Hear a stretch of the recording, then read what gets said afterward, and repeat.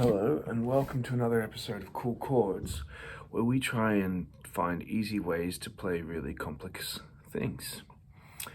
I speak to you today on the day that Australia has a new Prime Minister in Anthony Albanese. A very emotional victory speech, and also Scott Morrison, a very emotional consolation speech. But today we're actually going to talk about the whole tone scale. See, I believe that all this theoretical stuff, it's amazing because it sort of, all these things happen in the world and then these things just keep continuing on. So they're quite powerful, like things that continue on through and stay the same through changeable events. And today the whole tone scale is something that doesn't change. It is the whole tone scale. It's transposable only once. There is the chromatic scale in between it, and so we'll talk a little bit about that. And there is also these dominant sentences and these augmented phrases that occur during these whole tone passages. And I'm going to show you all that and more on this episode of Kool Chords.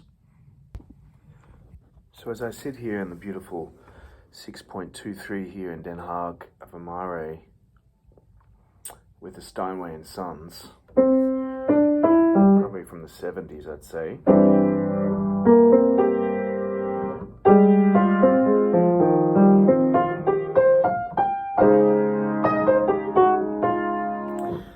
I dwell on the whole tone scale. C, D, E, F sharp, G sharp, A sharp, C. Thelonious Monk used to play that. One interesting thing about the whole tone scale, before we move on to other things, is that it fits the hand.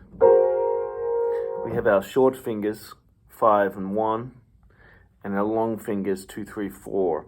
And the 2, 3, 4 will go on the black keys, and the 1 and 5 will go on the white keys, and that probably goes for most of the scale. I always struggled to play the whole tone scale until I figured out that you just have to put 2, 3, 4 on the black keys.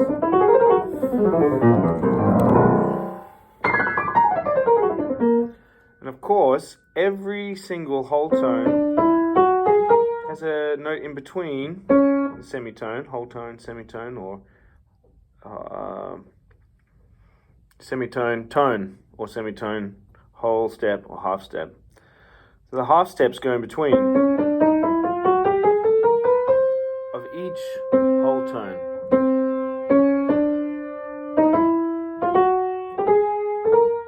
So you've got whole tone, chromatic, and then you've got every single note. So you've played every single note, which what else is there to do? Of course, there's the B whole tone as well. When I say transpose only once, I mean that you're basically playing the same notes anyway, other than that first transposition. Just starting on a different note.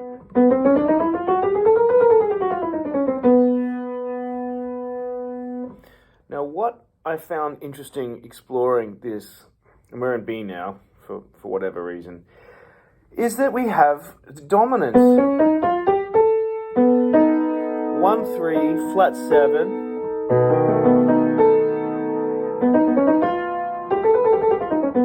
So we have this kind of, over every single note in this whole tone scale, B, C sharp, D sharp, F, G, A, we have a dominant, so we can play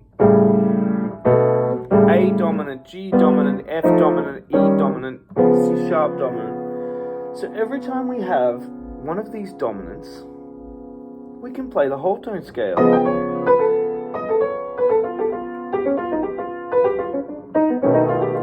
So I recommend, going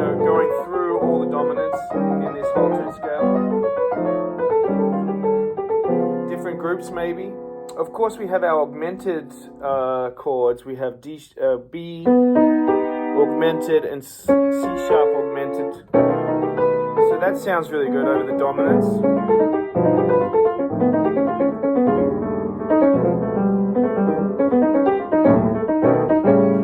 Recommend some grouping, so maybe 5.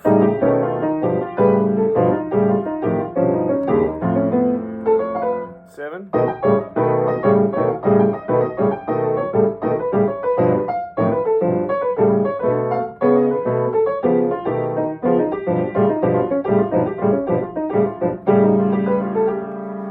Maybe time to start putting in some accidentals, some chromatic notes.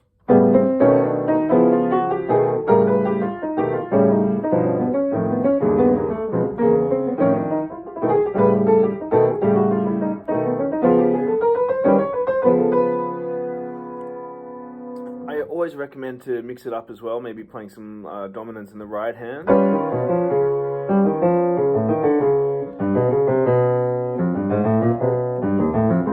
With these passing notes, do try and make them passing notes, don't accent them, so maybe always of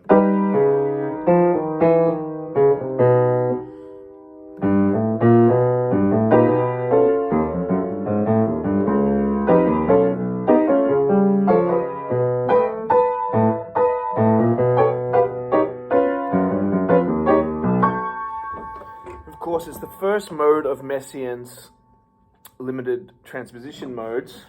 So we have this kind of sounds. These kind of sounds.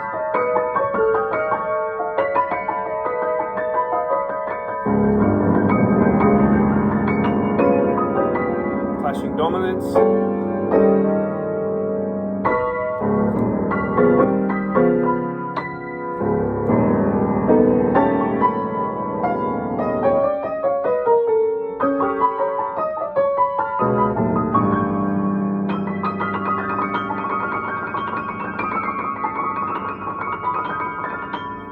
And of course we have our C whole tone scale, same thing.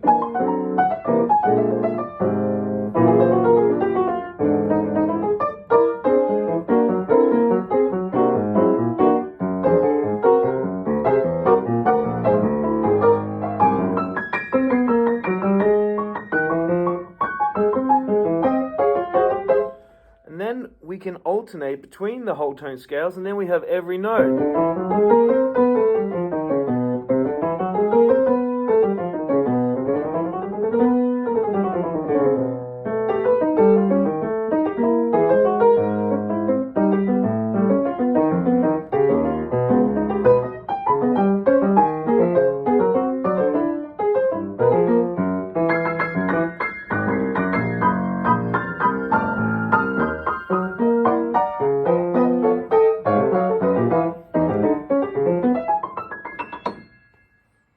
So next time you have a dominant, so let's say you've got they'll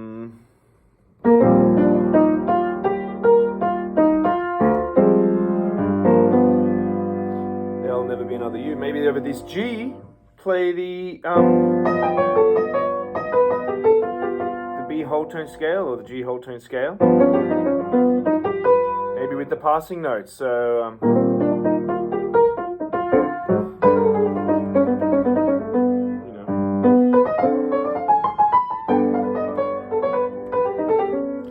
opens up this dominant sound. What about playing the other dominants in the scale? A dominant, F dominant, E flat dominant, D flat dominant. I mean, it ends up just being the whole tone scale anyway.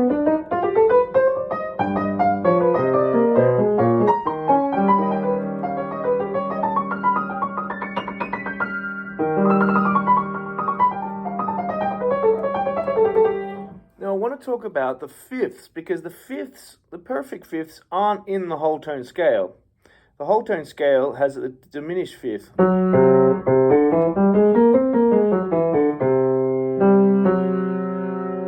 So we can't really play C dominant Or can we? What do you think? If we play the C whole tone scale over C dominant.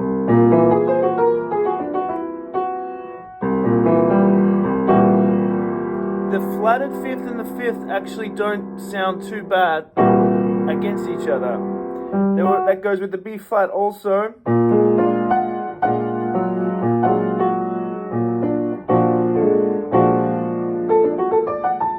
B flat whole tone with the fifth.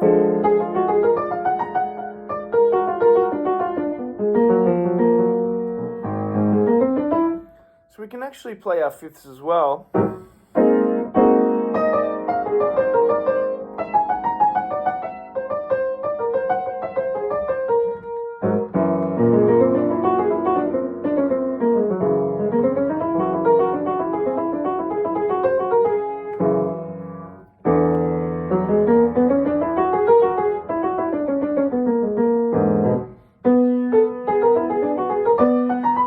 Even our perfect fifth on its own, and our whole tone scale starting on E.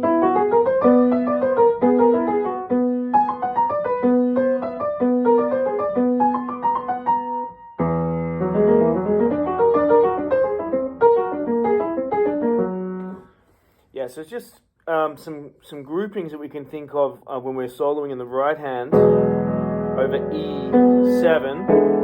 Of course, we use our E whole tone scale. Whatever the 7 is, we use that whole tone scale. So if it's E flat 7, we use the E flat whole tone scale.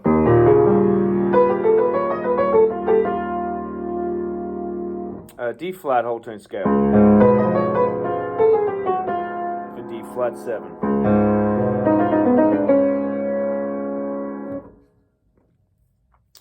Some groupings. So we can do 7.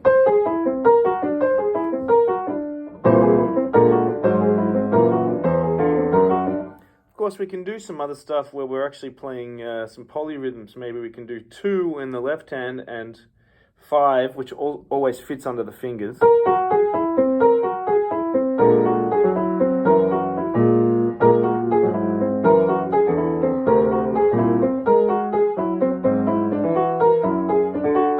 Or 7.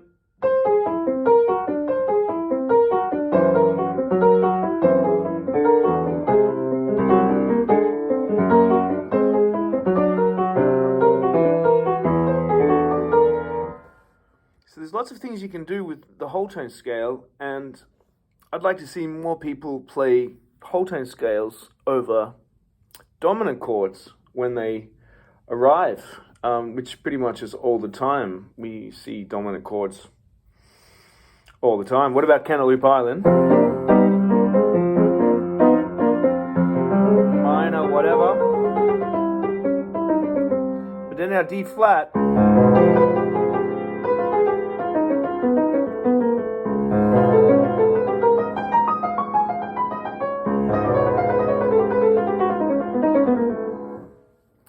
Sort of thing. So I hope you've enjoyed having a think about the whole tone scale and also the relationship with the chromatic scale in relation to the whole tone scale. The whole tone scale in relation to dominant chords.